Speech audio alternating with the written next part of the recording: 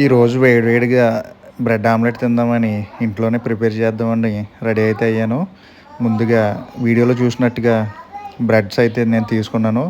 బ్రెడ్స్ని అయితే పెనం మీద పెట్టి కొంచెం అటు ఇటు బ్రౌన్ కలర్ వచ్చేటట్టు దాన్ని అయితే వేయించాను. తర్వాత ఆనియన్స్ ఇంకా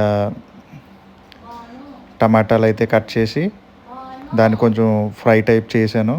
తర్వాత ఎగ్స్ తీసుకున్నాను. ఒక 3 ఎగ్స్ తీసుకుని ఎగ్స్లో కొంచెం పసుపు, అలాగే కారం, ఉప్పు అయితే యాడ్ చేశాను.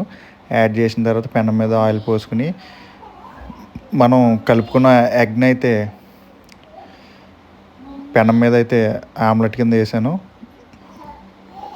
ఆమ్లెట్ని అటు ఇటు కదిపి దాన్ని పెనం మొత్తం వచ్చేటట్టు చేసి దాని తర్వాత కొద్దిగా వేగనిచ్చిన తర్వాత దాని మీద బ్రెడ్స్ అయితే పెట్టాను.